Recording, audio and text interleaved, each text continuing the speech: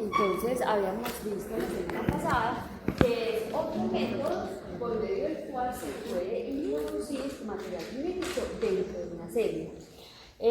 Por electroporación se pueden conformar todas las células que usted quiera, células bacterianas, células de levadura, células de mohos, células animales, células vegetales. Entonces, digamos que hay una variedad mucho más amplia para llevar a cabo este procedimiento. Diferente al choque térmico, ¿cierto? Porque el choque térmico está restringido única y exclusivamente al alcohol. Entonces, las células para electroporación, usted las puede comprar, pero usted también las puede hacer. El fenotipo de las células que usted utiliza para hacer células competentes de coli es el mismo fenotipo que utiliza para hacer células electrocompetentes. Aquí la diferencia es simplemente la forma en que se les da la competencia. Entonces, el método, ¿cómo se definirá ese estado de competencia para las células que van a ser electroporadas? O sea, ¿qué características deben de tener diferentes a las células que son para fines del choque térmico?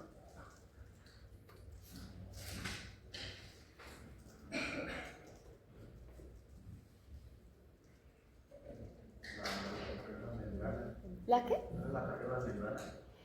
Recuerda que en el choque térmico deben de tener una polaridad, digamos una electronegatividad un poquito menor con respecto a la célula que crece en condiciones normales. ¿Para qué? Para que, digamos, se pueda ir acercando un poco el DNA.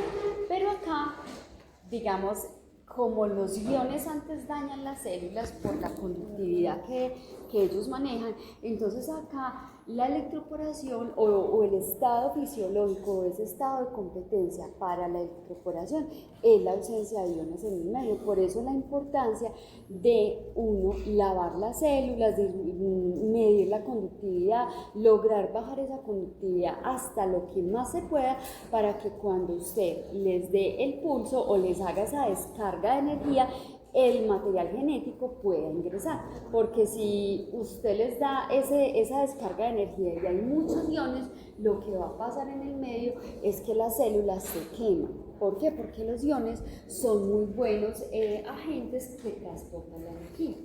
Entonces, la semana pasada les expliqué cómo hacen las células, pero así obviamente las células se obtienen igual en fase logarítmica media y cuando están ahí se lavan. ¿Hasta cuándo? Hasta que la conductividad eléctrica se estabilice. ¿Cuántas veces puede ser eso? Puede ser 4 veces, 5 veces, pero lo importante es lavar las células con agua destilada estéril y desionizada, ¿cierto? Porque no le podemos aportar más iones de los que ya tiene, sino que antes estamos tratando de quitarle los iones, entonces por eso tiene que ser desionizada, estéril y mantenida. Entonces, cuando usted ya logra estabilizar esa conductividad, o sea, ya por más agua que le eche no le logra sacar más iones, entonces usted lo que hace es preparar una solución de polietilenglicol, que puede ser el polietilenglicol que tiene entre 14 a 18 carbonos, porque hay unos que tienen 14, otros 16, otros 18. Cualquiera de los tres le puede funcionar bien polietilenglicol, que es más o menos parecido a lo que es el glicerol, o sea, tiene las mismas propiedades, nada más que la estructura es diferente, pero para electroporación funciona mejor el polietilenglicol. Esas células usted las puede preparar de lo que usted quiera, o sea, puede ser de bacilos gram positivos, o sea, del microorganismo que usted necesite electroporar, o sea, no necesariamente tienen que ser de coli, sino de la célula que usted necesite electroporar. ¿Las puedo preparar de hongos? Claro que sí. ¿Las puedo preparar de células de plantas? También. ¿De células de mamíferos? También. ¿Por qué? Porque la electroporación es un procedimiento que no se puede utilizar para incorporar material genético a cualquier tipo de célula. Bueno, esas células usted las va a guardar, el agente crioreplicante ya les había dicho, es el polietilenglicol.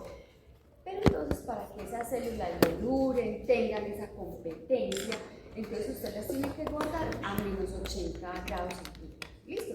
En el laboratorio pues tenemos varios menos 80. Ahí, por ejemplo, guardaron las células o guardamos las células que ustedes prepararon y que ya volvimos a preparar, que ya no están contaminadas para que las puedan utilizar. ¿Listo? Entonces, por eso es que Si no tuviéramos un menos 80, pues cada vez tendríamos que, antes de cada laboratorio que demandara transformación, tendríamos que preparar las células.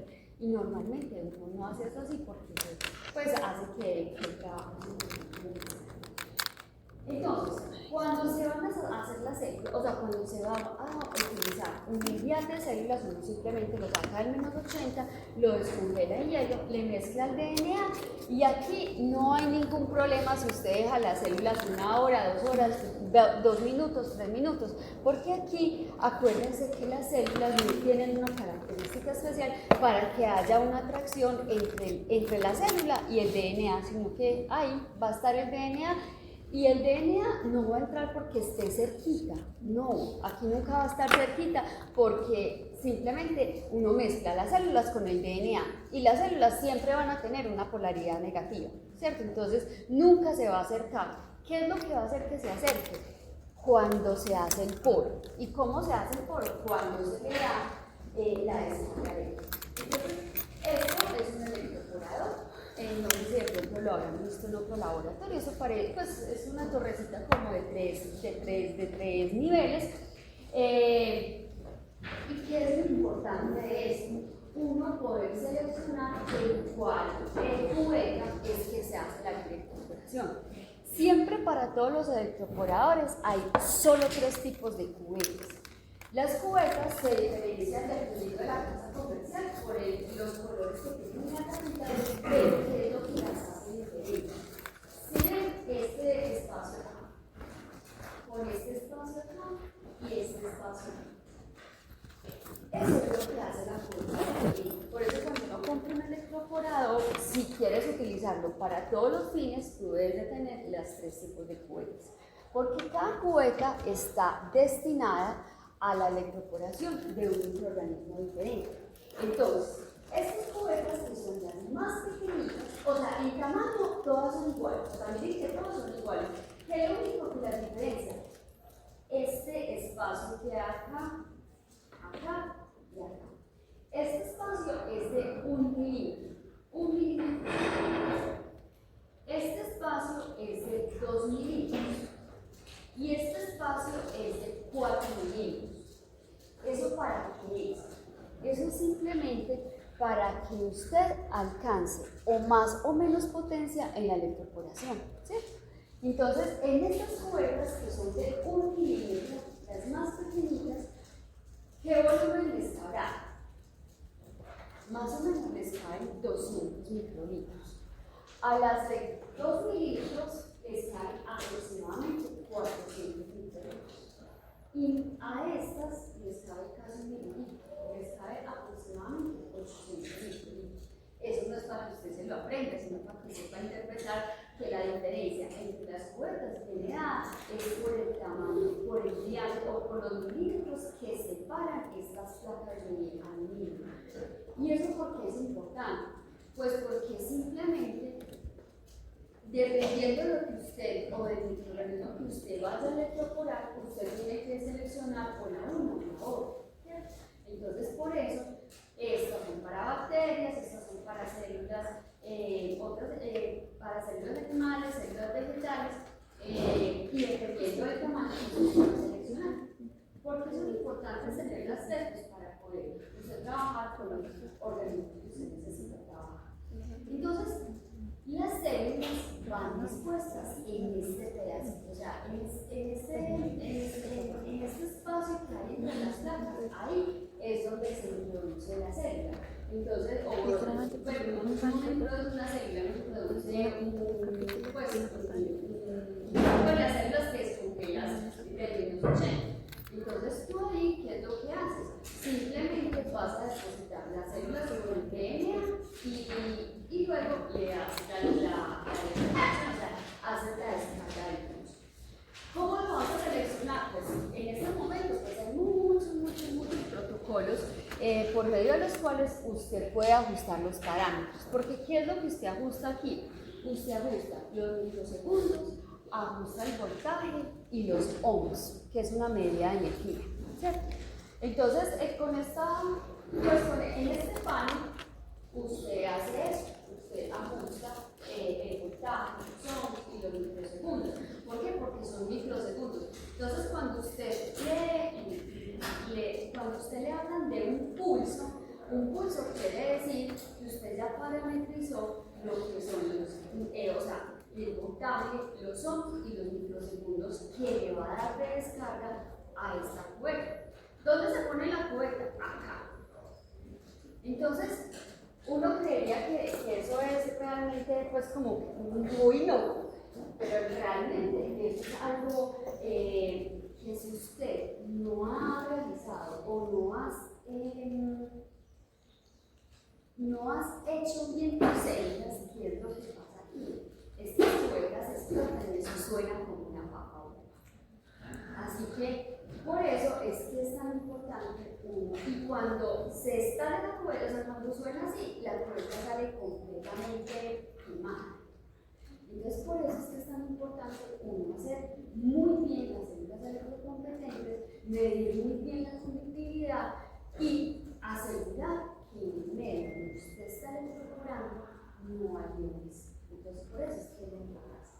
Entonces, esto uno hace la parametrización de acuerdo a alguna referencia bibliográfica que haya actualmente, pero es muy sencillo pues, dar como referencia. Entonces, en la electroporación, pues mire que usted lo tiene que hacer, las células normales, pues que tengan la única condición es que no haya iones en el medio.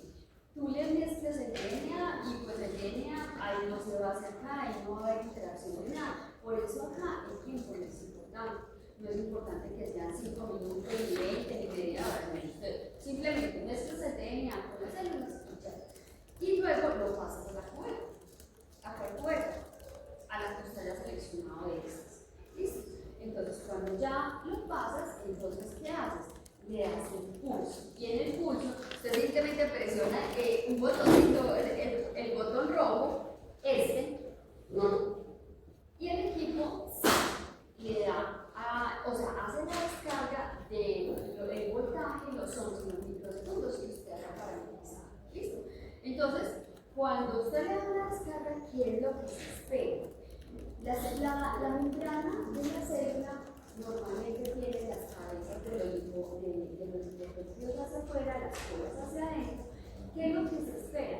Que haya una reorganización de la membrana de tal manera que el DNA pueda ingresar. Miren que es simplemente tratar de hacer una distribución diferente de la membrana o de la organización de los lipoprófilos de la membrana, de tal manera que este DNA plasmídico puede circular o que también puede venir lineal, puede ingresar.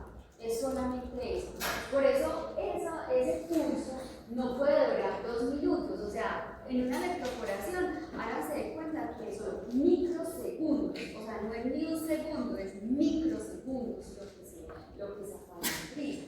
Entonces, esto es lo que se espera. Entonces, cuando ya el plasma logra entrar, entonces hacemos lo mismo que se hace con el choque térmico. Primero sacamos las células de acá, porque acá no se puede, o sea, uno en esta cubeta les da ese pulso, o sea, les da esa descarga eléctrica. Luego, cuando eso ya ha sucedido, entonces con una pipeta, aquí no cabe sino la puntita solamente cae la punta ¿cómo se llama? De una punta de 10 microlitros, o sea, las blanquitas. Aquí sí caben las de 200, entonces es más fácil sacar esto. En cambio acá sí tienes que hacerle varias veces para poder sacar, porque no es que vas a poner 100 microlitros, no trata de llenar lo que se llena aquí, que son 200 microlitros, para que, digamos, quede completamente, pues, llegue hasta el borde, porque la punta no llega hasta el fondo. Hay unas puntas más delgaditas que venden, que yo me descubro que es para esto, pero esas puntas no son tan frecuentes, entonces, digamos, uno tiene que trabajar con lo que hay, pero que las puntitas blanquitas que son, pues, como mucho más frecuentes, no alcanzan a llegar hasta el fondo de acá. Entonces, hay que mirar a ver cómo hace. Bueno, entonces, cuando ya les dado esa descarga eléctrica, resacas tu célula, la llevas a un tubo y hace lo mismo, recuperar las células en un sustrato y en este caso normalmente se recuperan este medio sopa. Recuerden que el medio sopa es el mismo que utilizamos para recuperar las otras células y que este tiene una fuente importante de glucosa, pero no porque las células crezcan, porque a mí no me interesa que crezcan, a mí me interesa es que se recuperen. Y pues ya simplemente uno las pone a crecer aproximadamente 45 minutos, como lo hacemos también con el choque térmico, y centramos en los platos con el marcador de selección o con lo que usted necesite sembrar para seleccionar. Entonces, miren, con una electroporación, pues usted tiene las células con el DNA, las pone acá, en esta partecita, que en las cubetas pequeñitas se ponen solamente para ilusiones. Luego le da el pulso, saca la célula, la recupera y ya la siembras en el medio específico. ¿Alguna pregunta con respecto a la electroporación? Tú con este método puedes electroporar cualquier célula. ¿Qué es lo importante? Que tú puedas preparar tus células adecuadamente. Nada más. Esto no tiene pues mayor ciencia. Eso usted lo puede hacer y existen muchísimos protocolos para electroporar bacterias ya positivas, bacterias negativas, mohos, levaduras, células, cualquiera que se necesite. De las tapitas negras más pequeñas, como si hay otras. No, es que mira que las tapas comerciales pues manejan diferentes colores. Usted no se fija en las tapitas, sino más bien en el tamaño del diámetro. Pues en los milímetros que hay aquí. Los más pequeñitos, pues ya uno ya sabe que son las que son para bacterias y levaduras. Estas ya son para sí. Pero siempre, no es que cuando usted compra esas cubetas, no es que vengan todas mezcladas y las diferencie por el color de la tapa, no. Usted tiene que comprar una bolsa de 50 de las de 1 milímetro, una bolsa de 50 para las de 2 y usted las va poniendo pues separando las mezclas. Pero igual uno las va conociendo por el tamaño del diámetro que hay entre las placas de aluminio. ¿Alguna pregunta? Bueno, entonces, miren que hasta el momento yo he hablado de solamente una célula, de las células de pies, que son con las células que nosotros trabajamos en el laboratorio. Sin embargo, con respecto a las células, vamos a encontrar que hay también una diversidad muy amplia de células. Hay tanta diversidad de células como los hay. Entonces, ¿qué es lo importante? Que usted compre una célula que es para los fines que usted necesita. Por ejemplo, si usted necesita utilizar un sistema de clonación de tipo fago, pues no se va a comprar una E. coli top 10, ni tampoco se va a comprar una DH5 alfa, ¿cierto? O sea, usted tiene que comprar la célula acorde a sus necesidades. Entonces, por eso es que estos sistemas de clonación funcionan como una llave cerradura con respecto a la célula. O sea, hay una célula para, o sea, hay muchos plásmidos que pueden estar en una célula, pero no todos los sistemas de clonación se manejan en un solo tipo de célula. Entonces, uno tiene que suministrar todo eso. Entonces, estas células, estas células más o menos se empezó a hablar de la competencia de las células en 1970, cuando Mandel y Giga documentaron el incremento de la permeabilidad de las células bacterianas después de un tratamiento con cloruro de calcio. Entonces, ellos que dijeron, pues trataron las células de coli con calcio y vieron que, digamos, el DNA iba ingresando un poquito. Acuérdense que el coli no es una bacteria que sea completamente normalmente, sino que con el tratamiento con calcio y una breve exposición a una temperatura elevada, pues esas células iban a asimilar el DNA.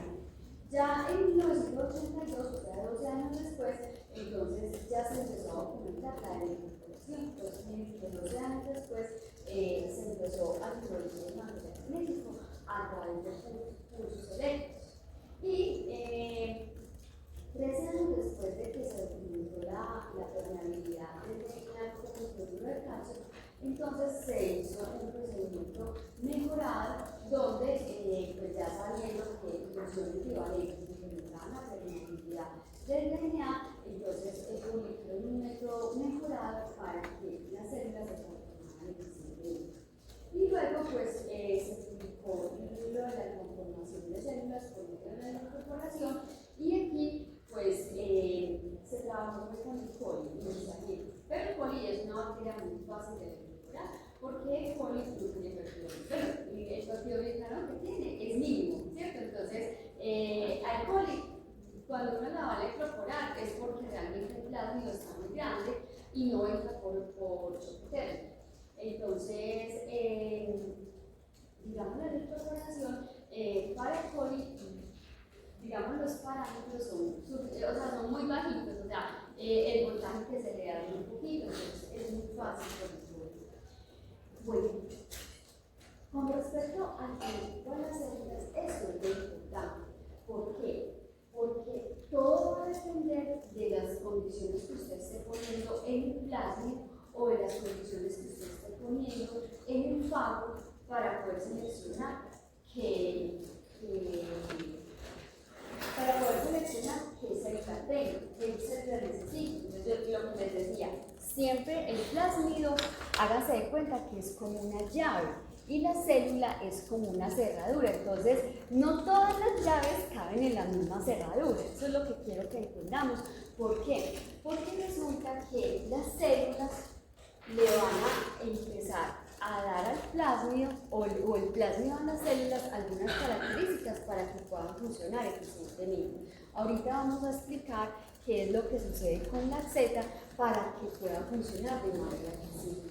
Entonces, el genocidio pues, es un aspecto muy importante que determina si las células crecen en un medio específico o no y si pueden ser utilizadas para la reproducción. Entonces, por eso les decía que no todas las células, por ejemplo, una célula silvestre que usted saca o que haya aislado de un lodo, de un paciente, de lo que sea, esas células no se pueden utilizar para fines de clonación.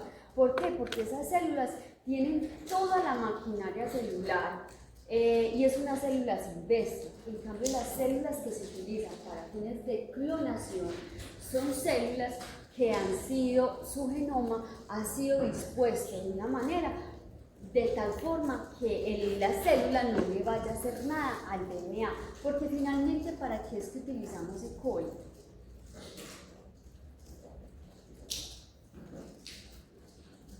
¿Para qué utilizamos E. coli en estos casos? Cuando es para fines de clonación, solamente la necesitamos para que E. coli replique, nada más, porque ¿en dónde más vamos a replicar un plasma? ¿Cierto? Entonces, E. coli solamente lo necesitamos para eso, pero háganse de cuenta que es decirle a E. coli no le haga nada, no le haga nada al DNA, porque si le haces algo, lo dañas. ¿Por qué? Porque si usted tiene un DNA amplitud, o sea, usted se puede coger una célula silvestre e introducirle un plásmido, eso sí lo puedes hacer, pero ¿qué pasa? El plásmido puede hacer muchas cosas. Si el plásmido encuentra un origen de replicación y él entra a circular covalentemente cerrado, él puede vivir afuera, o sea, puede vivir de forma extracromosómica.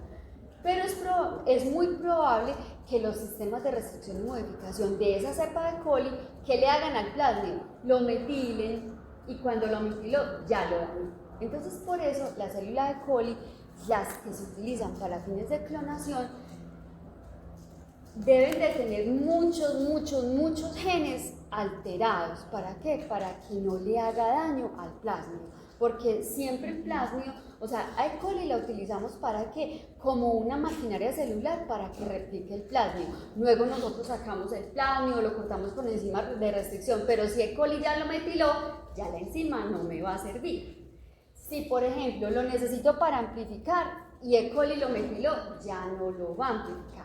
Entonces son muchas cosas que hay y que tenemos que conocer del fenotipo de E. coli para poderlo utilizar. Lo único que yo les puedo decir es que células que son silvestres, wild type, que son aisladas, esas no son recomendadas para fines de clonación.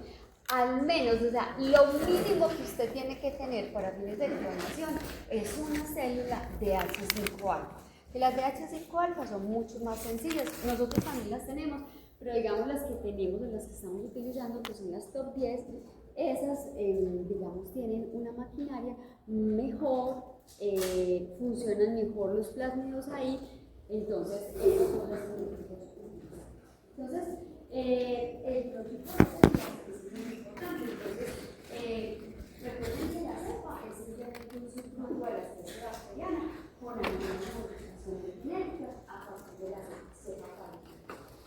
Estas cepas que son para fines de clonación, casi todas son derivadas de H5 alfa. Entonces, uno puede utilizar H5 alfa, también puede utilizar. Estas son las que más se utilizan para fines de expresión de proteínas, que son las DL21 y todos sus derivados, la H101 y la JN109. Esas son las que, digamos, uno normalmente tiene en el laboratorio. Nosotros tenemos esta, pero con la que más trabajamos es con la TEF10. Y pues cada cepa va a tener un fenotipo específico. Entonces, ahorita les voy a explicar qué es lo del fenotipo, pero ese fenotipo, háganse cuenta que cada cepa tiene su fenotipo, o sea, su carga específicamente. Entonces, recordemos nada más cómo se escriben los genes. Recuerden nada más el ejemplo de los genes que componen la. Recuerden que los genes siempre se escriben en minúscula, ¿cierto? Normalmente el gen se escribe en cursiva, y cuando el gen hace parte de un operador, y ese operador pues tiene diferentes líneas estructurales, entonces se empieza a nomenclar con letra mayúscula. Entonces, ¿se acuerdan de la C, la Y y la A? Esta no van en cursiva. Los que van en cursiva son estos. Y en minúscula. Esta, o sea, la diferenciación de los diferentes genes dentro de un operador se diferencia con la letra mayúscula. No sé si se acuerdan por ahí, por ejemplo, que yo utilizo mucho, que son los genes COM. Esos genes COM hay con G, con A, con J. Y miren que ellos siempre se escriben en minúscula, con cursiva, y los diferentes genes van en letra mayúscula. Entonces uno ya sabe que eso es un operador y que son diferentes genes estructurales que están formando ese operador. Entonces, ¿eso por qué lo digo? Porque en el genotipo uno va a encontrar los genes restrictos de esa manera. Entonces, otra cosa importante, cuando estamos, estos superíndices siempre indican resistencia, ¿cierto? No se indica la susceptibilidad, sino solamente la resistencia. Entonces, ¿esto qué es lo que significa? Este es el genotipo que normalmente utilizamos para una cepa, ¿cierto? Entonces, si se acuerdan de él, ¿qué será él?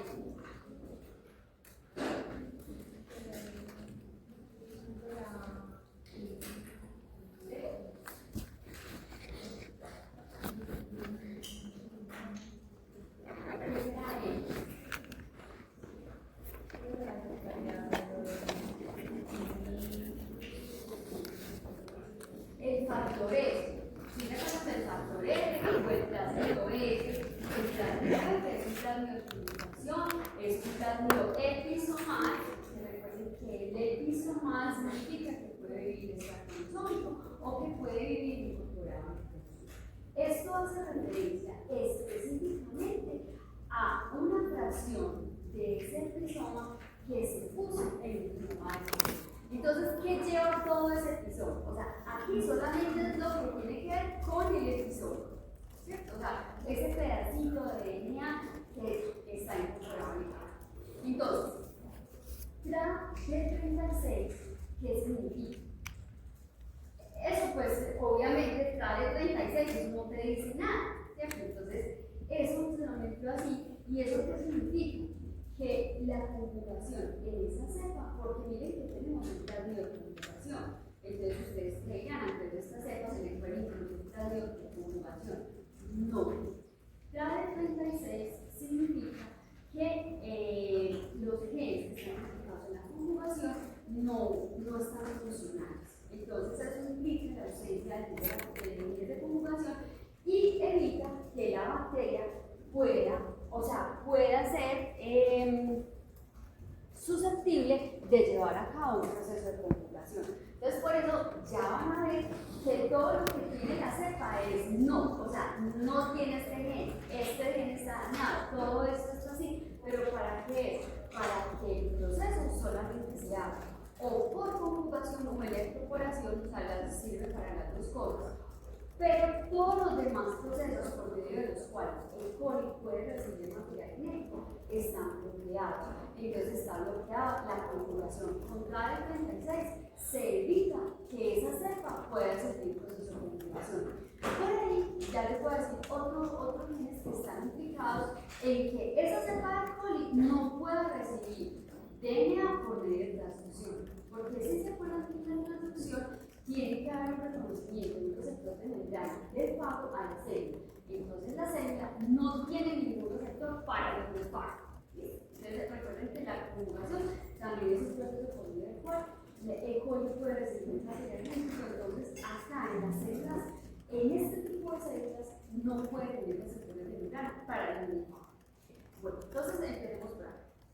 Entonces trae 36 significa eso, que la cepa no va a ser conjugación. Pro-AB. Pro-AB significa que los genes de la proteína están bloqueados. ¿Y eso qué significa? Eso significa que en el medio de cultivo ustedes se tienen que fijar si hay necesidad de proteína. Porque los medios de cultivo pues vienen suplementados con a veces un poquito de aminoácidos, entonces no hay la necesidad. Entonces, Pro-AB significa eso. La IQ, ¿eso qué significa?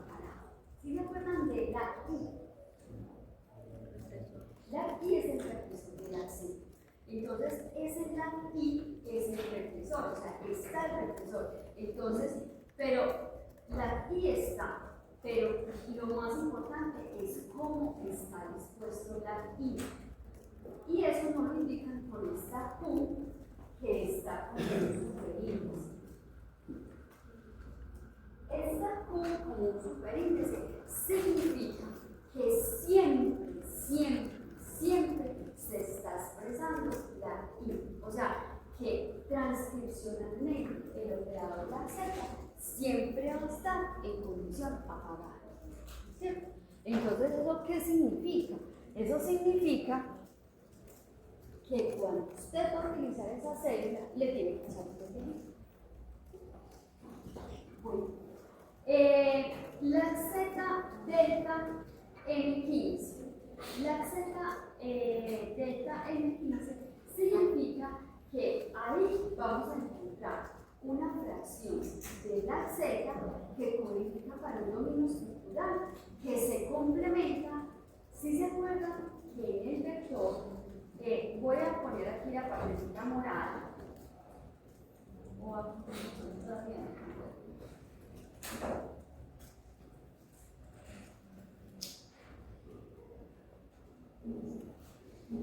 Si se acuerdan de esa partecita morada, que era la Z', ¿cierto? Y ese es la Z' alfa. Entonces, si se acuerdan que la Z es un operador, ¿cierto? Y que este gen es el gen más grande y que tenía un tamaño aproximado de 3.500 nucleótidos. Y que lo que está inmerso acá son solamente 750. ¿Por qué se pudo hacer esto? Porque lo que se hizo fue dividir, o sea, reducir este gen a su más mínima expresión. Pero hay dos dominios estructurales, que es la fracción alfa, que es la que está acá, y está la fracción beta, que está en la célula. Entonces, la célula codifica una parte, el plasmid codifica otra, y así es como se ensambla para poder hacer la selección blanco y azul. Entonces, por eso es que, o sea, en el plasmid no se pudo cargar toda la información porque el gen quedaba muy grande. Entonces, eso le quitaba capacidad al plasmid. Entonces, por eso lo dispusieron una parte y una célula. Entonces, las células, cuando uno está trabajando con ese sistema de complementación, entonces, ¿qué es lo importante? Que la célula tenga esta reacción, que es el dominio, es el dominio estructural para que funcione, o sea, para que se pueda generar la galactosidasa. Porque se den cuenta, ustedes saben que las proteínas, ellos tienen varios dominios. Entonces, un dominio lo produce el plásmido, otro dominio lo produce la célula. Pero como el plásmido está dentro de la célula, pues, y la célula es una célula bacteriana, no tiene compartimentalización, entonces se genera el dominio desde el plásmido, se genera el dominio desde el cromosoma y se ensamblan y se produce la proteína. ¿Listo? Entonces así es como funciona. Entonces esto, ¿qué quiere decir? Que ahí está el otro dominio. Entonces uno tiene que fijarse cuando tiene un plásmido con esa fracción lacteta que tenga la otra partecita para que le pueda funcionar la selección blanco de azul. Si no lo tiene, pues no se puede. ¿Qué es la RPSL? Entre paréntesis, estreptomicina resistente. Aquí, ustedes saben que la resistencia a los antibióticos se da ya sea por genes, o sea, un gen codifica para la resistencia a un antibiótico o por daños estructurales que tienen en los sistemas, ¿cierto? Entonces, ¿esto qué es lo que significa?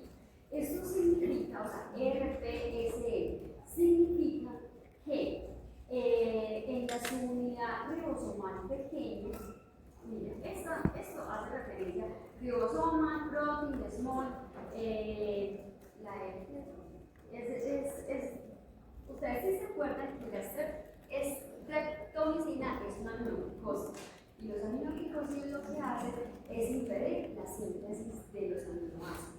Entonces, para la síntesis de los aminoácidos es muy importante la subunidad grande y la subunidad pequeña del ribosoma y que los aminoglicosidos eso es lo que hacen. Entonces, unos lo que hacen es impedir la carboxilación, otros lo que hacen es impedir que se dé cambio entre el sitio P y el sitio A. Entonces, ¿qué pasa aquí? Simplemente hay un error, hay una mutación en esa subunidad pequeña del ribosoma que hace que se sinteticen los aminoácidos. Entonces, eso hace que simplemente la cepa sea resistente a no se dice así. Que se me confunde con otra palabra. Bueno, entonces, esto, el superíndice R siempre va a indicar resistencia. Miren que nunca se indica la susceptibilidad, sino que si no se indica es porque es sensible, ¿cierto? Bueno, THR-LEU significa que la cepa no puede sintetizar treonina y leucina. En A, ¿qué se les parecerá? En A.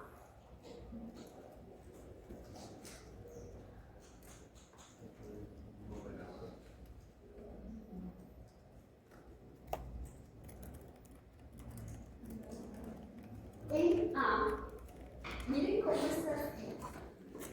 Y miren que los genes en A, los genes o las tres primeras letras de los genes siempre están relacionadas con su función, ¿cierto? Capacidad de asimilar lactosa, competencia genética, recombinación. Entonces miren que los genes siempre hablan de su función. ADK, adenilato quinasa, ¿cierto? Que siempre hace referencia al proceso. ¿Listo? Entonces, ¿qué significará? En A. En A es que hay una endonucleasa, la tipo A, en endonucleasa. Esa endonucleasa está bloqueada. ¿Por qué está bloqueada? Porque si el coli se da cuenta que el mismo material genético, ella se va a decir, se lo come, entonces le tenemos que bloquear la endonucleasa. Entonces, miren que todas las enzimas, todas las proteínas que son del sistema de restricción y modificación, para el coli tienen que estar silenciadas. ¿Por qué? Porque el coli no me le puede hacer daño al material genético que se tiene original. La necesidad tiene que estar bloqueada. T1, simplemente que requiere tiamina para el crecimiento, o sea, también la tiamina está bloqueada. Entonces uno también puede utilizar, digamos, el plasma, la tiamina, por el caso de la madera, pues uno se hace la ¿qué otras cosas vamos a ver acá? No se preocupen que aquí está, sigue la misma imagen. Vamos a tener la Y indica la necesidad de que el gen la Y esté presente para la incorporación de otros genes, porque recuerden que la Y codifica para qué. Esta es una beta-galactosidad, ¿y esta qué es?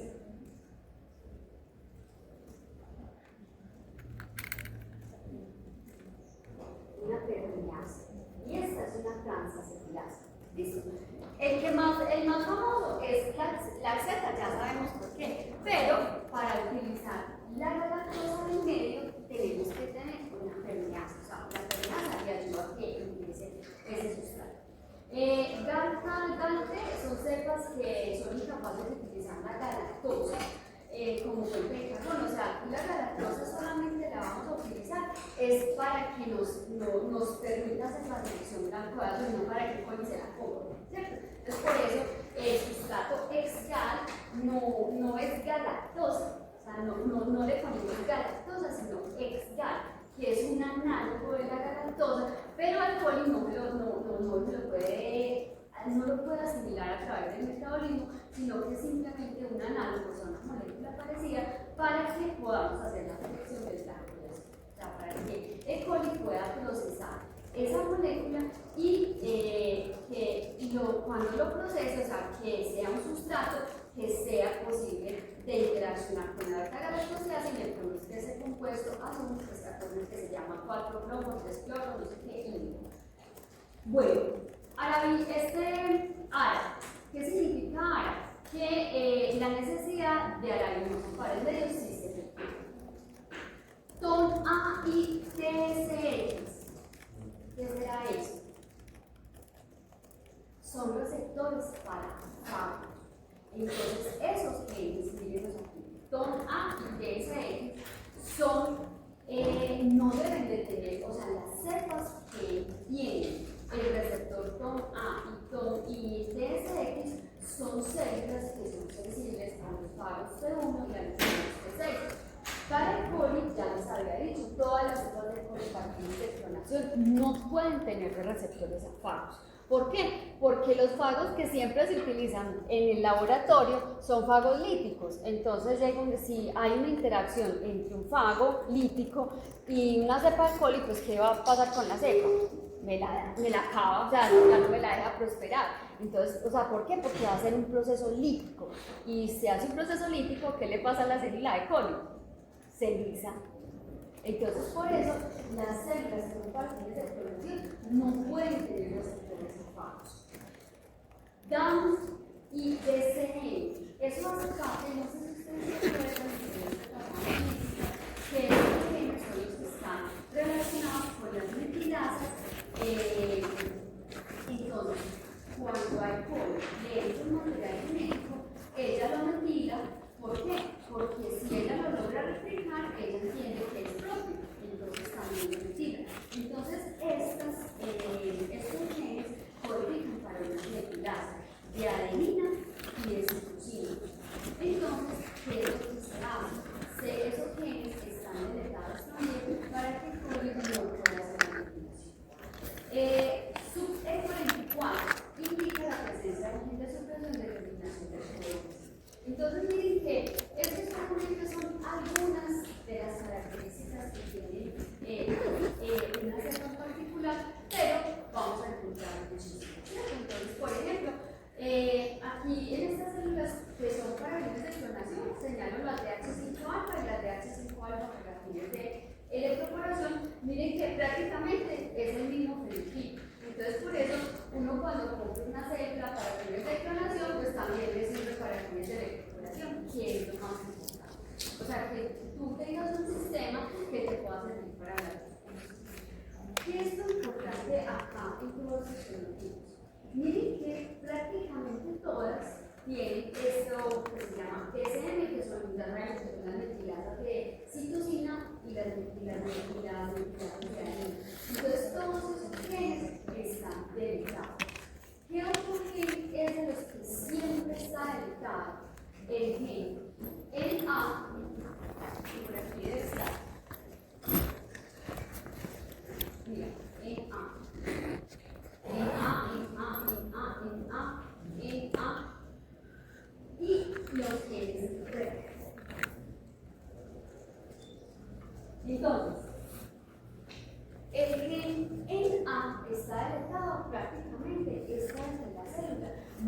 degrade porque es una endonucleasa y al hacer una endonucleasa, recuerden que puede cortar el DNA al interior. Entonces, este se utiliza es para que el COVID no me dañe el DNA plasmídico.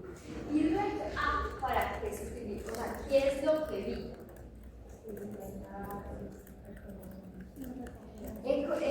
La delección del REC-A hace que el plasmido siga comportándose como un plasmido y que por ninguna razón él se vaya a recombinar, porque es recombinación, que no se recombine al cromosoma de la bacteria, porque donde se recombine, él sigue creciendo de la misma manera como está extracromosómico. Pero ¿qué pasa? Ya no lo voy a poder descartar del genoma. ¿Por qué? Porque ya está incorporado en el.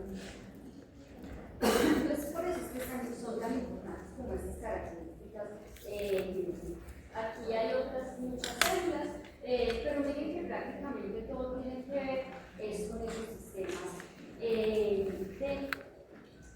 o sea, todo aquello que le pueda hacer daño al DNA. Bueno, entonces, ¿cuáles son esos marcadores genéticos de las cepas de coli utilizadas para el de la reproducción? Les puedo hablar de los que son mucho más frecuentes, de los que son mucho más comunes en todas las células para el de la reproducción, no los específicos, sino los que son generales para todos. Entonces, lo que tiene que ver con el crecimiento de la célula. Entonces, el que tiene que ver con el crecimiento de la célula es un marcador que se llama TONA-FLU-A. No, FU-A.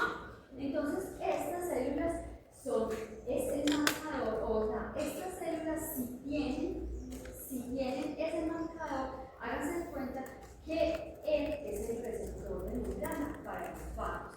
Entonces, por eso todos los receptores de membrana para fagos tienen que estar bloqueados. Aquí dice qué es lo que pasa en la célula wild type y aquí dice qué pasa en la célula que ya tiene mutado o tiene alterado ese gen. Entonces, lo que tiene que ver con el crecimiento, ¿y por qué con el crecimiento? Porque los fagos no van a permitir que el coli crezca, sino que por el contrario van a causar un proceso líquido en la célula. Lo que tiene que ver con el screening de las colonias. Entonces, miren que es una reacción que les decía que se llama la ZAM15. Entonces, esa reacción, ¿qué es lo que hace? Ella expresa un gen, la Z, mutante, el cual puede ser complementado con el péptido alfa. Acuérdense que el plasmido está el péptido alfa de la beta galactosidasa. Entonces, es lo que se conoce como la alfa complementación. El plasmido aporta el péptido alfa y la célula aporta el otro péptido. Entonces, cuando ya se juntan los dos péptidos, entonces se genera la beta galactosidasa. Entonces, ¿esto qué es lo que me permite? Esto lo que me permite es poder hacer la selección, la población. Lo otro es lo que tiene que ver con los sistemas de restricción y modificación. Entonces, la metilación, ustedes saben que es un proceso que ocurre naturalmente en todas las células bacterianas. ¿Para qué? Para proteger el DNA. Pero el DNA que se está incorporando dentro de una célula no puede ser metilado. Entonces, por eso, todas esas metilasas se tienen que evitar. Entonces, las que más se dan para el coli, esto es para el coli, lo que se han deletado son los genes que se llaman DCM y DAN, que son las metilasas de adenina y las metilasas de citosina. Entonces, en una cepa wild type, pues simplemente metilan los nucleótidos CIA, pero ya en la cepa mutante, pues, ¿qué va a pasar? Permite la restricción de los plasmidos propagados. Porque acuérdense que si yo incorporo en una célula de coli y ella me metila, cuando yo extraiga los plasmidos, pues no los voy a poder cortar con enzimas de restricción. ¿Por qué? Porque ya están metilados los puntos. Recuerden que la metilación impide el corte. Es decir, el coli me los metila y yo los voy a cortar, pues probablemente no los va a cortar. Bueno, no sé si se acuerdan de ese sistema. Ese sistema es el sistema de restricción y modificación tipo 1. En genética explicamos que los sistemas de restricción y modificación tipo 1 son los que poseen tres dominios estructurales: el dominio R, el dominio N y el dominio N y el de especificidad.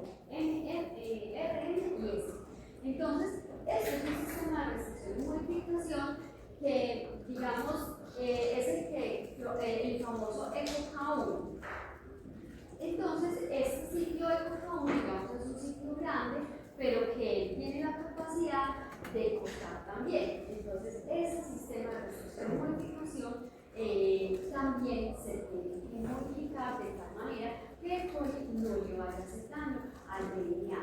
Entonces aquí en las cepas que tienen esa alteración, entonces permite la propagación de plásmidos de DNA no metilados. Esto es otro sistema de restricción y modificación que son las NCRA, NCRBC y NRR, que finalmente son los nombres de los genes. Entonces, ellos lo que hacen es cortar ciertas secuencias que contienen citosinas y adenosínas metiladas. Entonces, aquí pues también tenemos que alterar o tienen que silenciar la expresión de estas metilasas de tal manera que no le vayan a metilar el DNA y uno pueda manipular el DNA libremente sin tener que estar pensando en qué código metila. Otras operaciones que ya tienen que ver con el crecimiento o la propagación del DNA es los genes que se llaman ENA, que ya lo expliqué, el REC-A. ENA, recuerden que es una endonucleasa que corta DNA de manera inespecífica. Entonces, si yo tengo una cepa de coli que me corta el DNA, pues no me sirve. ¿Por qué? Porque entonces no voy a poder extraer el material genético. Entonces, las cepas que no lo tienen, o sea, que tienen intacto el gen, pues pueden cortar ese DNA de manera inespecífica, pero en los que ya lo tienen, ¿qué pasa? Se puede propagar el DNA. Miren que en este gen de la rosa, acá se ven los plásmidos que se extraen de una cepa que no tiene la alteración en el gen A. Miren que el plásmido o el DNA plasmido se ve como desbarado, pero en la cepa, en esta cepa, que ya es la que tiene la alteración en el gen A, miren que ya el DNA no está degradado, sino que está y, o sea, se ven las bandas de los diferentes isoformas de DNA plasmático. Otro marcador importante es el REC-A, que ese es el que nos va a impedir la recombinación del plásmido al DNA. Entonces, por eso, digamos, el plásmido siempre se va a quedar afuera. Entonces, por eso, cuando ustedes, por ejemplo, hacen la transformación, nosotros sabemos y estamos seguros que el plásmido se quedó por fuera. ¿Por qué? Porque tenemos este marcador que nos va a permitir que ese DNA plasmático no se quede o no se puede integrar en el cromosoma. Entonces, eso es lo que nos permite eso. Y esto también tiene que ver con la expresión, que es más bien para expresión de proteínas. No sé si hay alguna duda con respecto a lo que son las células.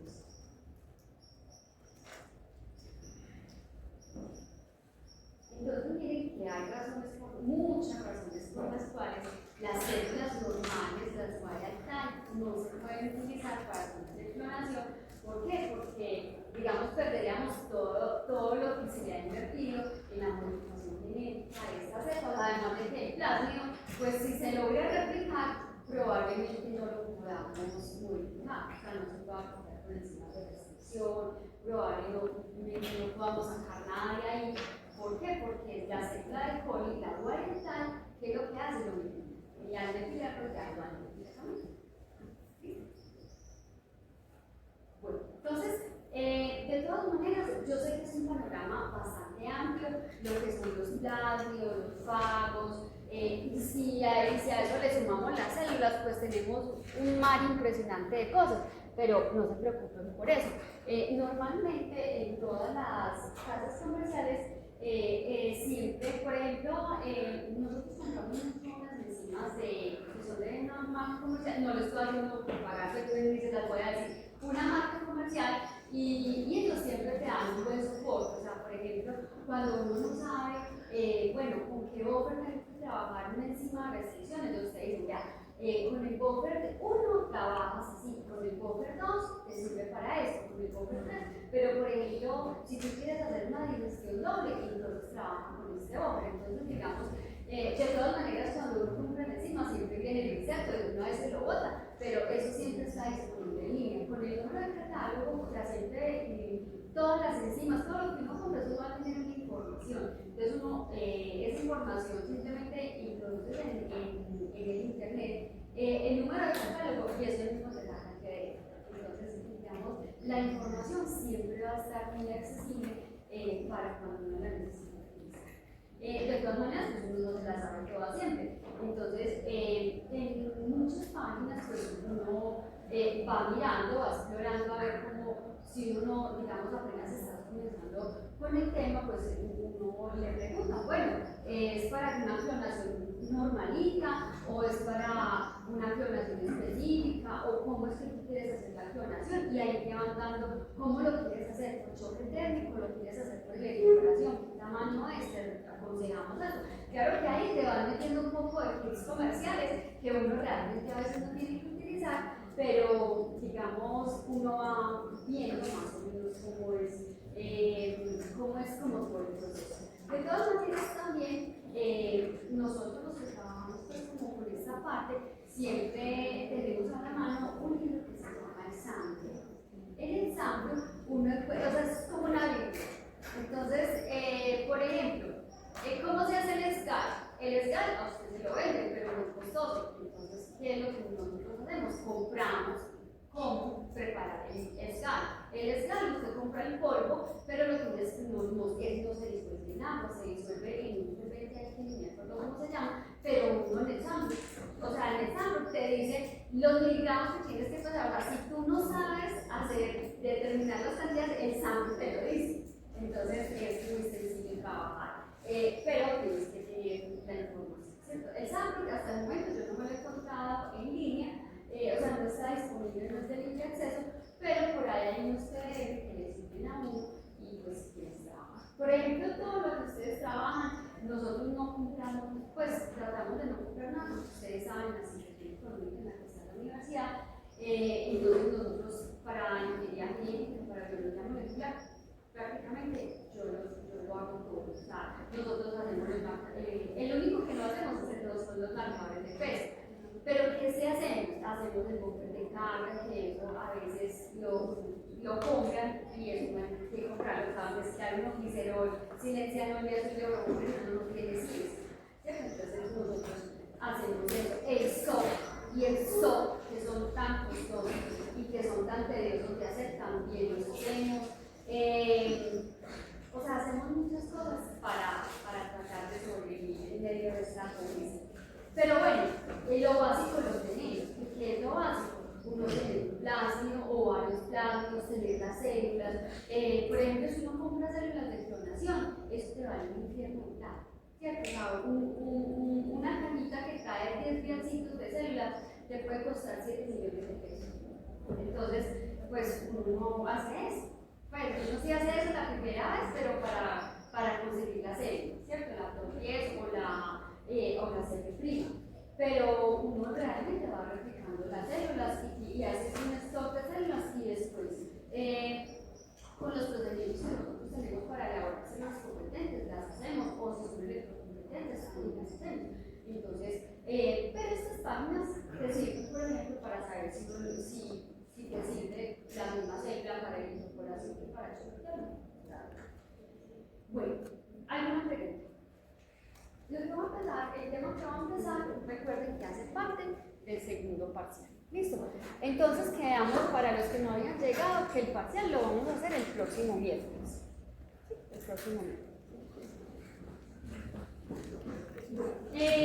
Voy a empezar con el tema de secuenciación, porque la secuenciación es una herramienta muy importante que siempre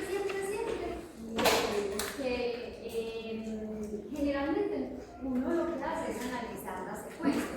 Uno no secuencia porque ya, pues ahorita actualmente en el mercado, uno puede conseguirse, o pues la secuenciación ya es un poco más económica, pero tener un secuenciador sí es muy costoso.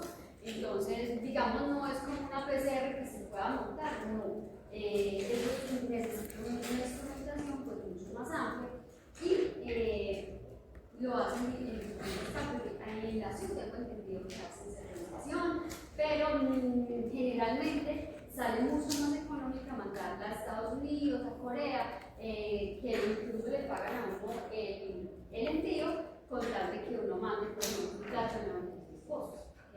Y ellos realmente trabajan más por volumen que por otra cosa. Entonces es muy importante siempre determinar la secuencia, porque la secuencia de nucleótidos nos va a decir eso qué es, ¿cierto? Entonces, por ejemplo, cuando usted está amplificando un fragmento, un DNA con un sprimer que usted probó, que usted diseñó, es muy probable que ese fragmento sea lo que usted piensa que es o para lo cual lo diseñó. Pero eso solamente te lo va a decir la secuencia. Entonces, por ejemplo, cuando uno está estandarizando una PCR, entonces la secuenciación es súper importante porque, por ejemplo, incluso si usted está amplificando por unos genes que ya están previamente reclutados, que son para eso y nada más que eso, usted aún así tiene que secuenciar para saber cuál es la identidad de ese producto. Así usted lo haya obtenido con las mismas condiciones en como inicialmente, la PCR siempre se debe solicitar la secuenciación. Porque la secuencia te dice qué es ese gen y la función del gen puede ser reducida por la secuencia. Entonces, por ejemplo, no sé si ustedes han trabajado con la plataforma de ACBI, ahí hay una opción que se llama BLAST. Entonces, en esa opción de BLAST hay muchas posibilidades de BLAST.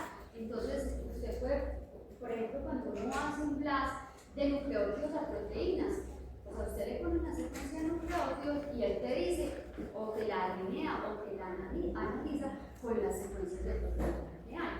Entonces, miren que uno sabe si el fragmento es o no es dependiendo de la secuencia. Y obviamente la secuenciación es esencial para todos los estudios moleculares.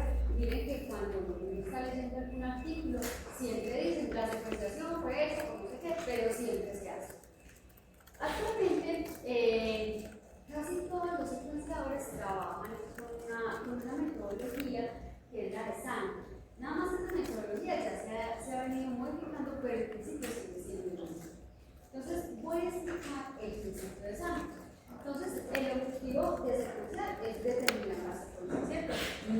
Saber cuál es el orden de los nucleótidos en una secuenciada, o sea, cuál es el arreglo de esos nucleótidos en un fragmento de DNA.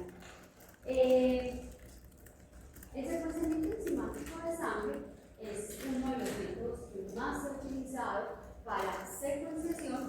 Antes de la secuenciación de sangre había otro método de secuenciación químico, ese no lo voy a explicar porque eso ya ni se utiliza, pero para que sepan que había otro método de secuenciación, nada más que era, digamos, un método bastante tedioso, muy contaminante, se tenían que separar las bases públicas de las bases piridínicas y luego hacer un corte específicamente en alguna de las bases para poder saber si entre las públicas era A o era G o entre las piridinas si era C o D. ¿Cierto? Aquí, digamos, el método funciona de otra manera. Entonces, si se acuerdan, ¿cómo es que se llama el azúcar del DNA? ¿Cómo? ¿Ribosa?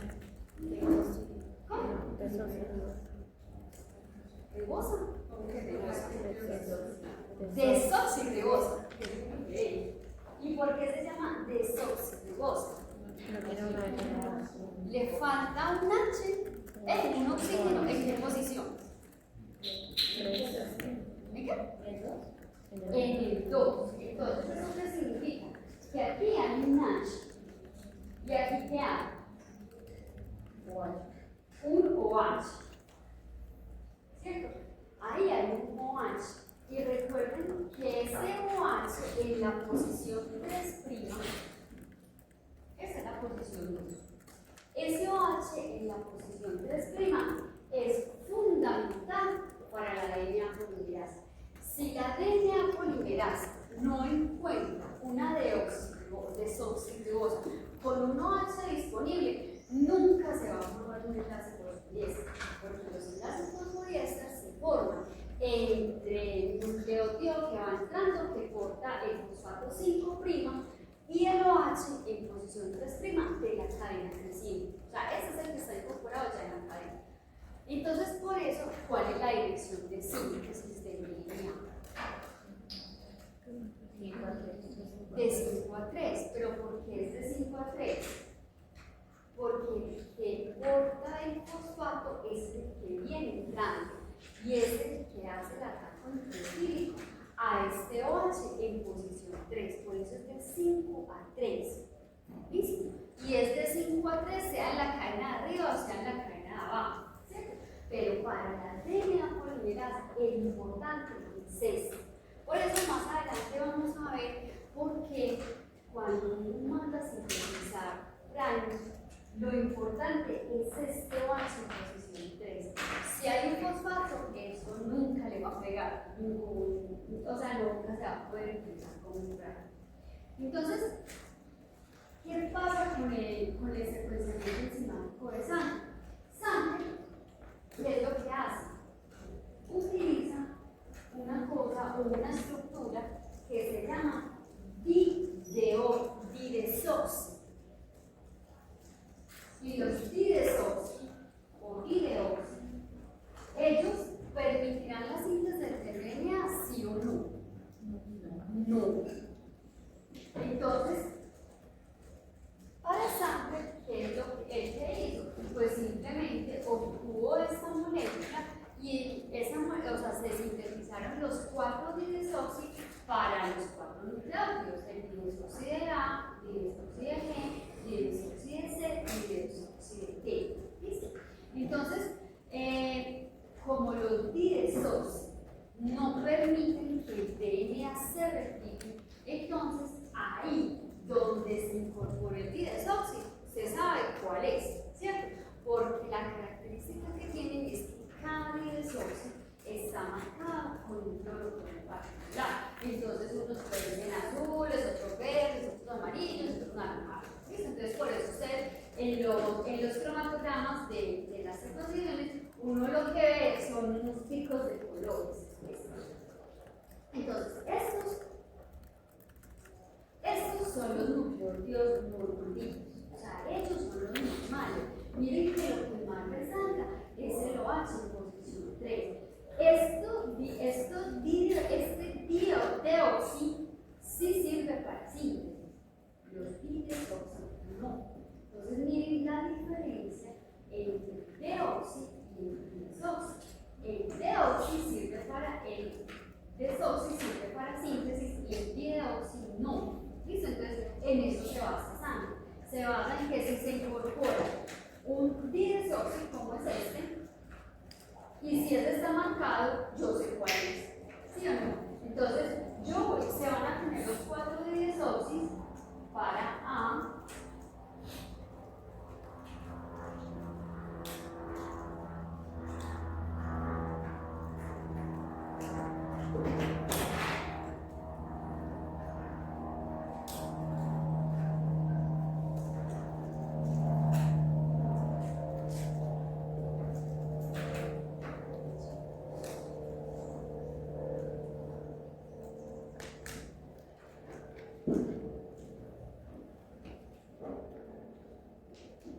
entonces uno está marcado con un fluorocromo diferente, otro con otro fluorocromo diferente y así sucesivamente. Entonces, ¿sí?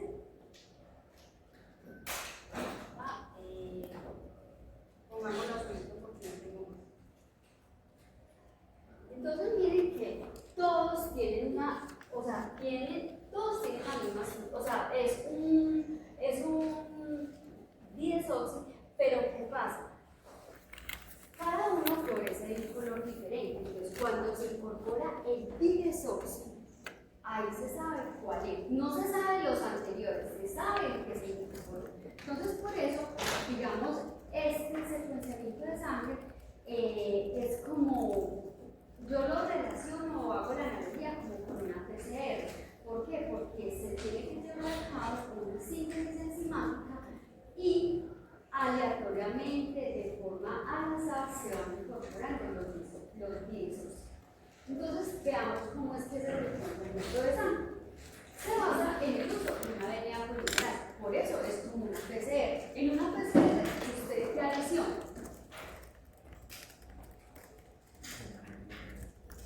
El agua, el cobre, el magnesio si la enzima lo requiere, los DNTP, ¿qué más?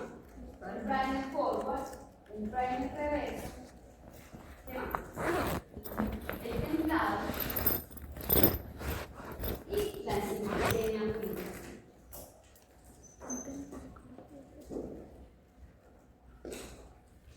Cuando usted, o sea, cuando se hace una reacción de secuenciamiento por Sanger, entonces, ¿cuántos primes? O sea, ¿se secuencian las dos cadenas o se secuencia solo una?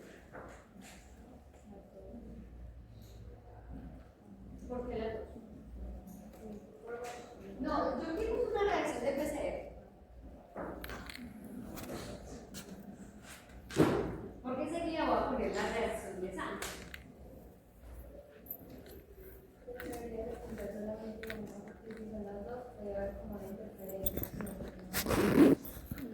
No es que haya una interferencia, sino que si la información de la cadena negativa es complementaria a la de la cadena negativa, pues para que secuenciar las dos. Entonces, por eso, en la reacción de secuenciamiento de Sanger, usted que pone agua, el cobre, el magnesio, los DNTP y uno de los esclavos. ¿Cuál primer pones?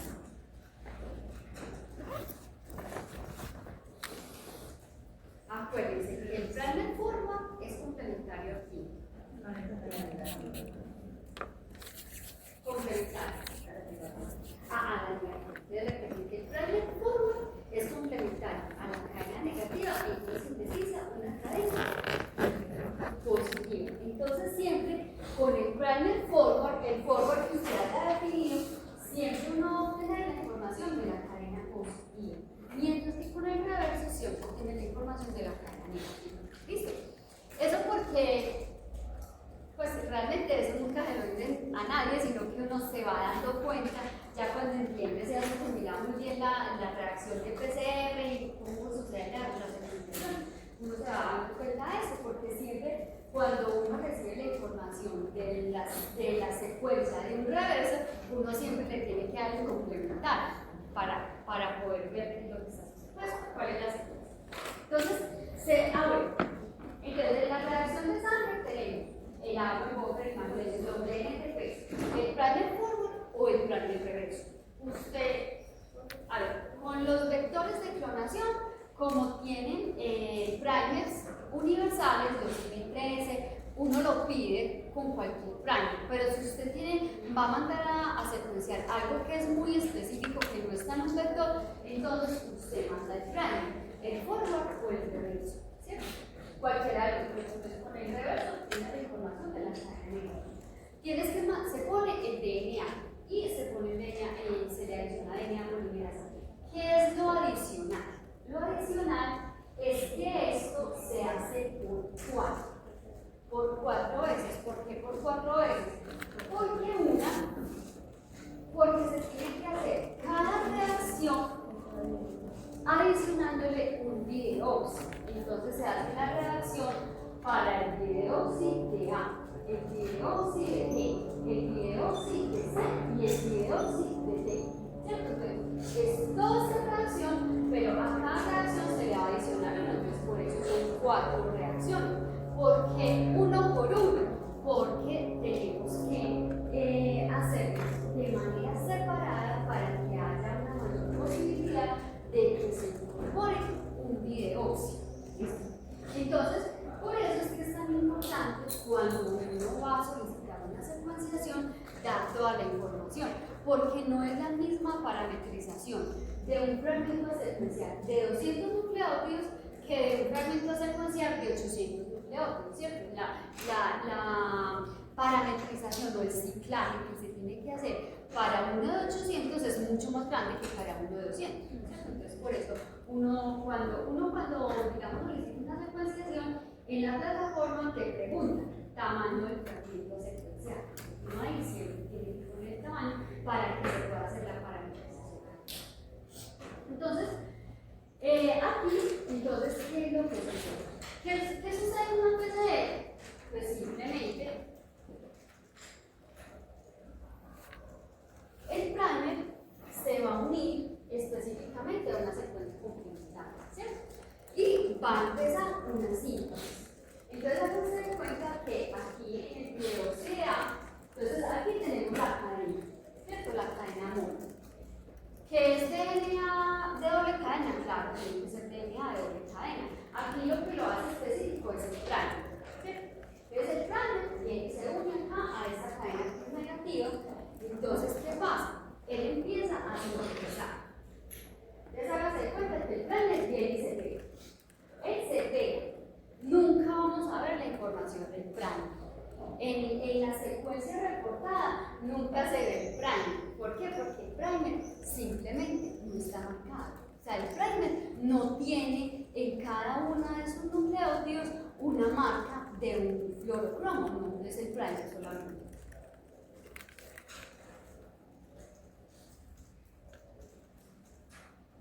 Entonces, ¿qué es lo que sucede? En una reacción de PCR, ¿qué es lo que pasa? Pues simplemente esto, de acuerdo al ciclado, de acuerdo al tamaño del fragmento y de acuerdo a la DNA polimerasa, se va a poner un tiempo de síntesis, ¿cierto? Si un fragmento es de 800 pares de bases y lo voy a amplificar con una DNA polimerasa que tiene una procesibilidad de 1 kilobase por minuto, pues al menos le voy a poner un minuto, ¿cierto? Entonces, eso depende también de eso. Entonces, háganse cuenta que acá está toda la mezcla. Tengo la mezcla. Aquí lo más importante son los DNTPs y el dideoxi. Entonces, ¿qué creen que hay en mayor concentración? ¿Los DNTPs o los deoxi?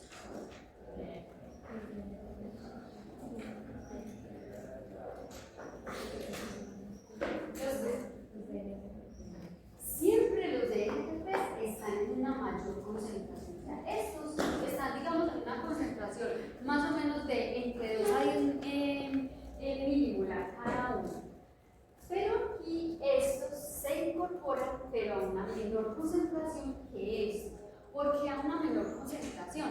Porque yo necesito, o en la reacción se necesita, que ellos se incorporen al azar, no que a toda hora se estén incorporando en la misma parte. ¿Por qué? Porque simplemente se va a parar mucho la reacción. Entonces, háganse de cuenta que en el ambiente están los deoxi, o sea, los DNTPs, y están también un dideoxi, solamente uno. Entonces voy a poner una secuencia aquí, cualquiera. Entonces aquí pongo una T, aquí pongo una A, aquí pongo una C, una G, una T, otra T, una A, C, G. Entonces, ¿qué pasa?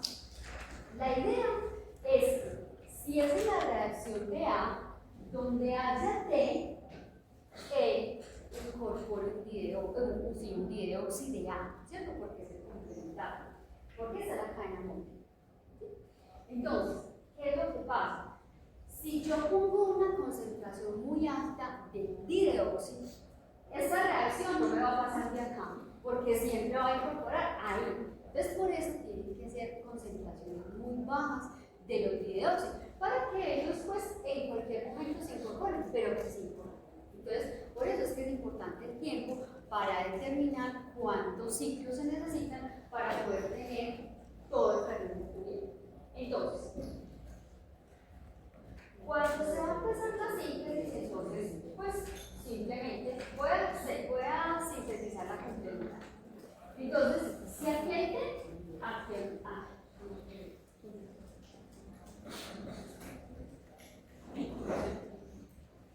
Si aquí hay T, entonces aquí se incorpora A. Si aquí hay A, entonces C. Si aquí hay C, entonces G. Entonces, miren que para eso se necesitan la mezcla de DNTPs para que estén todos y se sintetice el DNA.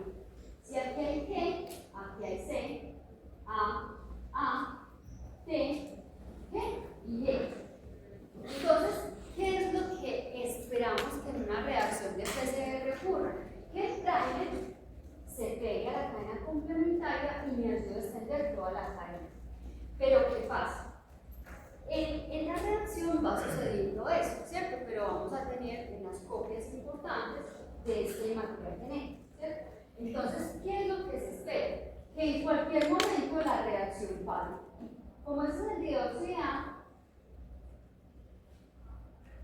que aquí, por ejemplo, para la reacción, si aquí se incorporó un dideoxi, de ahí para adelante no se pega nada. ¿Por qué? Porque es un dideoxi y los dideoxi no permiten la síntesis, o sea, no tiene SOH en la posición 3 para poder hacer la síntesis. Entonces, ¿qué es lo que se espera? Que tengamos cadenas de diferente tamaño. Voy a volver a dibujarlo ya. T, A, C, G, T, T, A, C y C. Entonces, ¿qué se espera? Que donde en cualquier momento se haga la extensión y, por ejemplo, si aquí hay una T, entonces que aquí arriba se incorpore una A.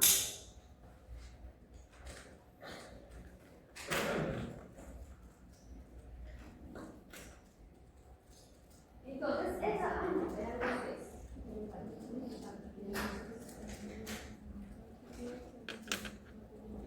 Y en el mismo ciclo, o sea, una cadena paró y ya paró. Pero entonces, ¿qué otra se incorpore hasta acá? Entonces me termina la síntesis hasta ahí.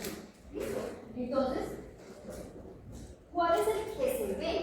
El que se ve es el que tiene el fluorocromo. Todos esos nucleótidos que se incorporaron aquí, esos nunca se ven. O sea, no se pueden identificar.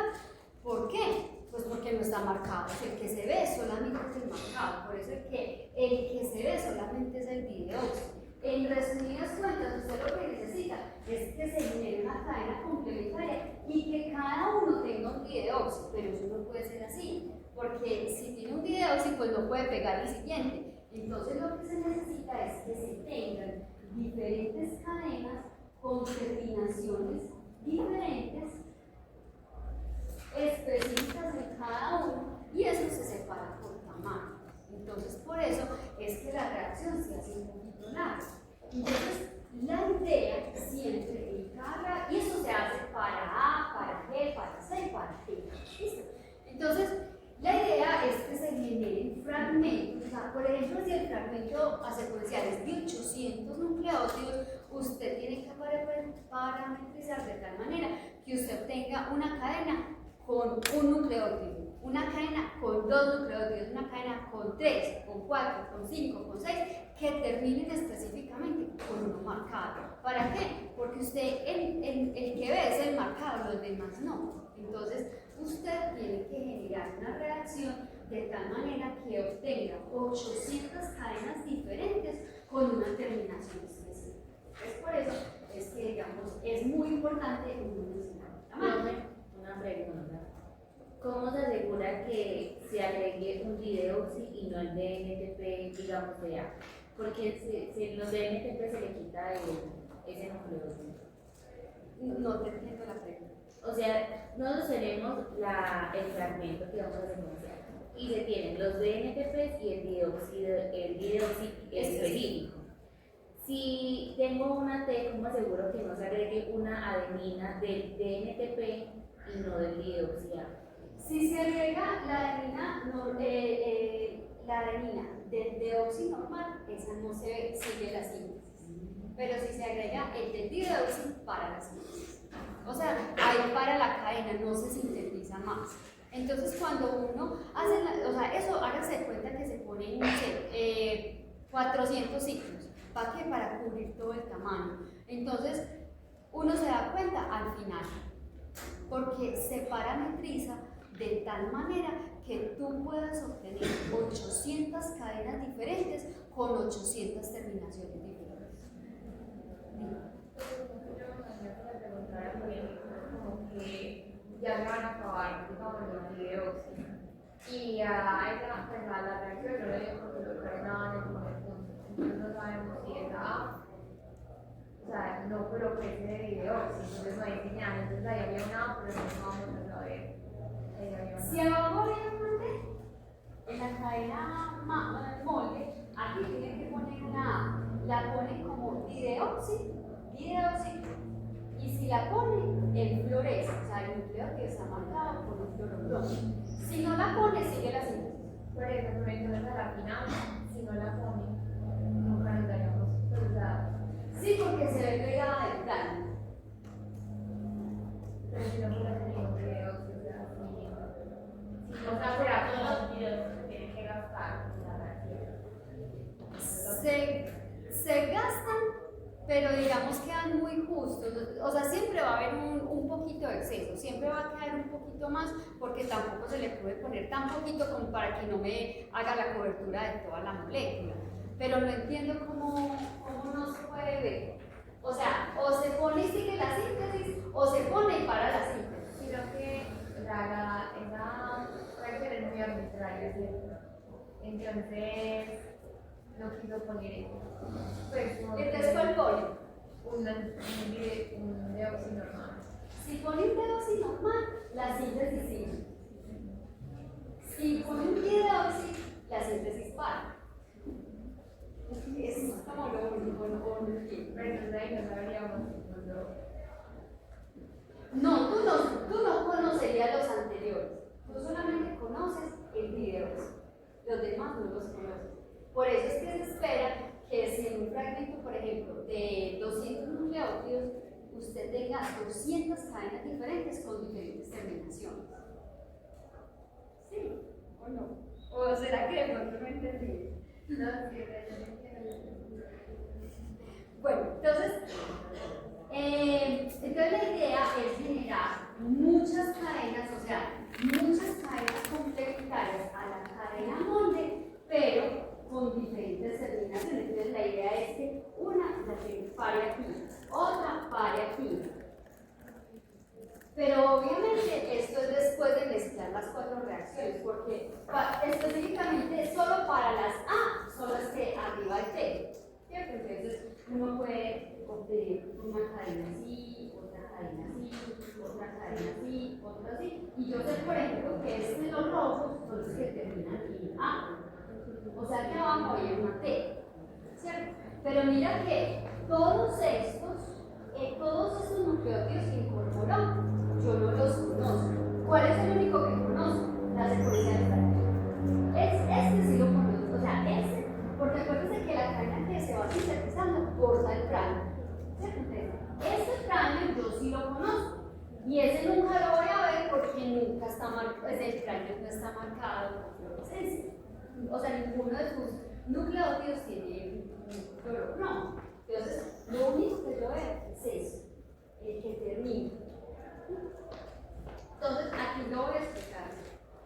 Entonces, esto simplemente es para que hagamos la analogía con un producto PCR, con una reacción de PCR. Miren que ponemos la DNA polimerasa, un primer, el templado del DNA, DNTP que normalmente deben estar en exceso y una concentración limitante de piredoxi, que los piredoxi son los que están marcados con un fluorocromo, y eso después uno lo mezcla, se pasa por un lector de lisa o por se hace una electroforesis capilar. ¿Para qué? Para separarlos por tamaño, porque primero va saliendo el más chiquito, luego el que se diferencia en una base, entonces por eso se separa por tamaño y se va leyendo cuál es la fluorescencia de ese. Azul, bueno, entonces es adenina.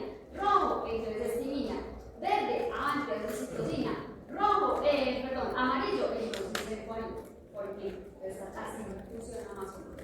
Entonces, me voy a ir a la imagen para que comprenda. Entonces, esta, digamos, es una cadena molde que se va a utilizar para fines de secuenciación. En amarillo está el prime. Esta será una cadena positiva o una cadena negativa. Prime forward o prime reverse.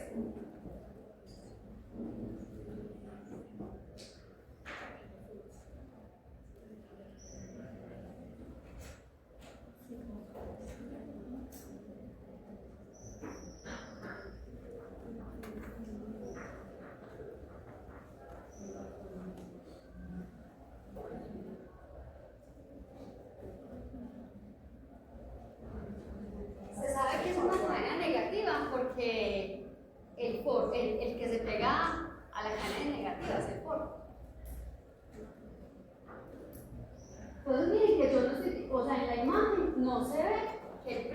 sea exactamente igual a la cadena, sino complementario a la cadena, ¿cierto?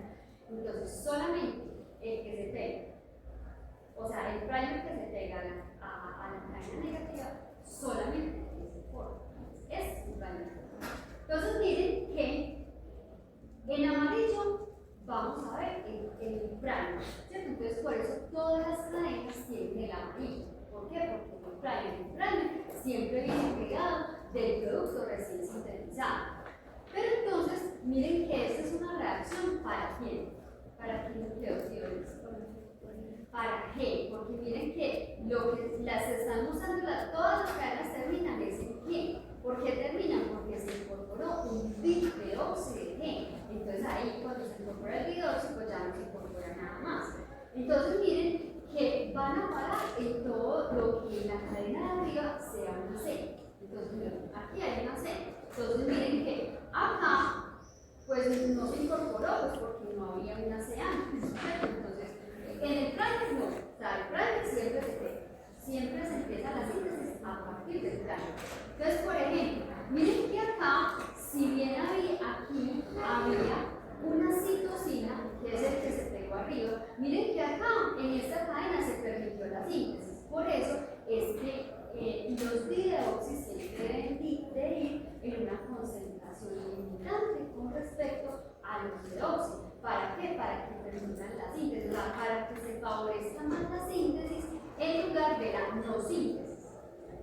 Entonces, miren que aquí, por ejemplo, hay otra citosina, entonces termina la argonina aquí. Y miren que aquí sí se sintetizó completa y al final que había una citosina se incorporó una guanina. Entonces, lo que sucede acá es que lo que se pretende es obtener cadenas de diferente tamaño con una terminación en específico, para que esta terminación se vea, o sea, no se detecta ni este, no, eso nunca los vamos a conocer. Los vamos a conocer es en las otras reacciones cuando se separe por el fluorescencia extrapilar y por tamaño. Entonces miren que acá solamente vamos a conocer las terminaciones en guanina, ¿cierto? Entonces miren que cuando ya se incorpora el dideoxi, pues no va a permitir la síntesis, entonces por eso, digamos ahí, para la reacción. Chicos, que lo dejamos hasta ahí, continuamos mañana.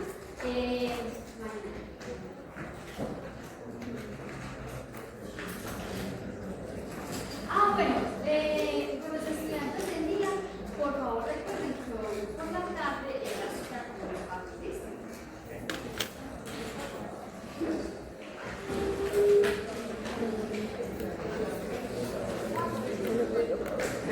María José. Sí. Los primeros 20 minutos. Al inicio de toda la clase terminó el tema, dijo que el parcial va a ser el próximo miércoles. ¿Qué hora empezó la clase? ¿Qué? ¿Qué hora empezó la clase? Ella la empieza siempre como a las 8:05. Ella siempre llega un poquito tarde. Entonces termina el tema.